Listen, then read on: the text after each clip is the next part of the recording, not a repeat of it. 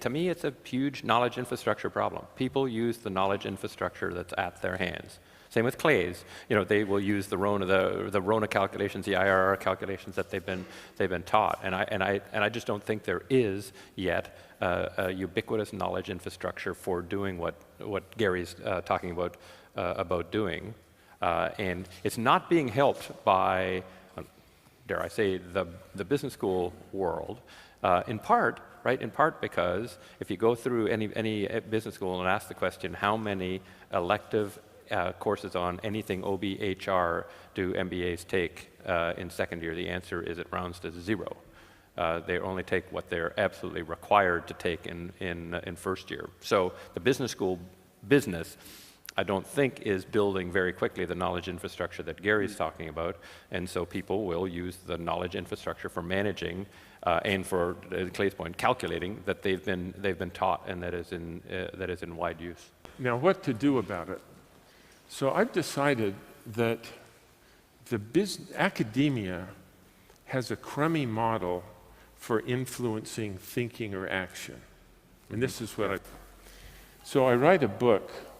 Imagine that I write a good book for once, and I think that I'm writing it for lots of people to read it.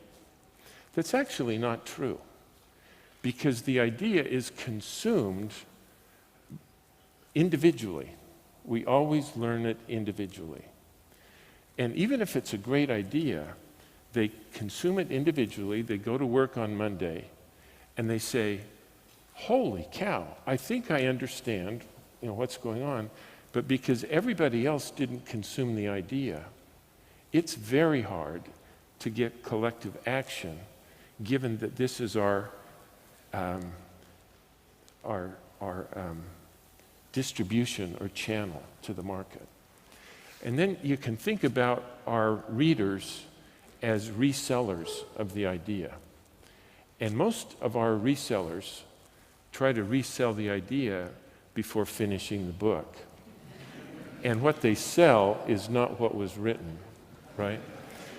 And the system is just very hard in the way it's structured to make any change because of this, And what we have to do is we need to create a system, who knows how, a system where executives consume the idea together so that they can stand up with one voice and say, just like we had Martin Luther made 99 theses and stick it on the wall and say, ladies and gentlemen, they've gone off the rails. We're going to change it. We actually need to do that as managers. Individually, we can't do it. Business schools have the wrong model. But together, we take action together, or we really are in deep trouble. Can I build on that a minute? Because both Clay and Roger, you've talked about, first of all, what actually gets taught in business schools, and then Clay, you were talking a bit about the limits of our traditional diffusion process for knowledge, and I think you're absolutely right. If I can just riff on that for a moment. If you think about knowledge, I think you can think about it in 3 or 4 kind of categories and stages. You have at the top a worldview. So right now, the dominant financial paradigm that you were talking about, Clay, that is a worldview. People don't challenge that. That's just the way we think about the purpose of business and how we measure them. Underneath that, you have theories and constructs and so on that we talk about, and then you have methods and tools, and finally you influence practices. What really has driven me a little bit crazy about the whole world of business schools over the last 20 years is almost nothing that gets written challenges the worldview. And at some point in any field of human endeavor, you get to the point where you cannot solve the new problems with the old principles, with the old worldview, right? You couldn't build constitutional democracies if you start with the divine right of kings.